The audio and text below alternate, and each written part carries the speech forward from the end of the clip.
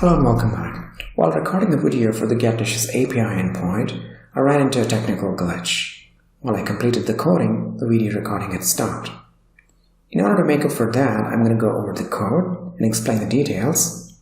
So without further ado, let's head over to the IDE here. And right now, we have the index.js open here, and we have all our routes that are inside our system right now, which are configured here as you see it.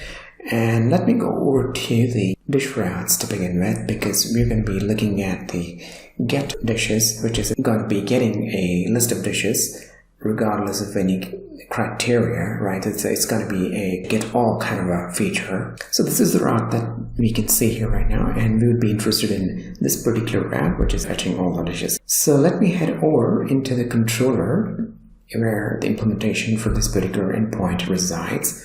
I'm going to double click on this one, okay, and there we see the implementation. The implementation is quite simple compared to other APIs that we've designed or defined so far. It does a find or invokes the finder method on the dish model with no input arguments whatsoever. There's no criteria that goes in, which means it gets pretty much everything. And on getting the data, it also does a deselect of the photo because we don't want to send the photo as part of our payload back to the client in order to save on our bandwidth as well as user experience, keeping in mind the better user experience, of course.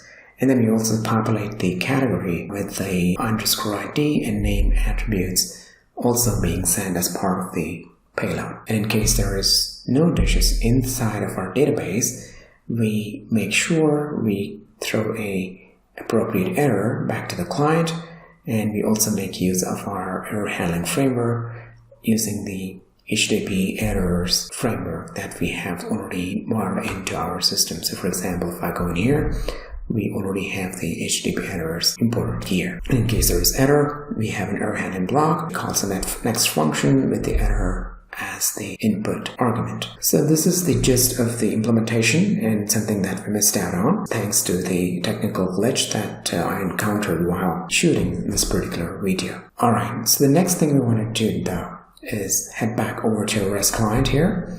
I'm going to head over to this particular file here, which is my REST client, and I already have a request that's lined up for getting all the dishes from our database.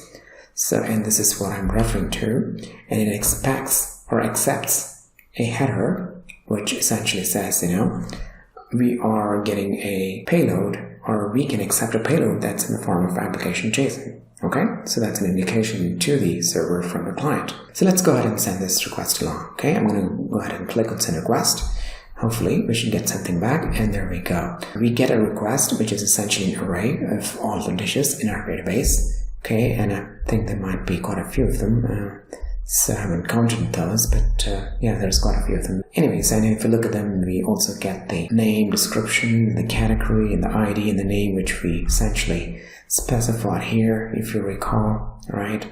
So all that stuff is working perfectly fine here. And other thing that I wanted to touch upon here is that whenever we fetch dishes like this, it is okay if there is a finite number of dishes that are or items in our database, because if a project has a catalog that has a lot of dishes, that's very dynamic in nature, where you add to the catalog on a daily basis or on a weekly basis, where you end up with a lot of items in the catalog, this can be counterproductive.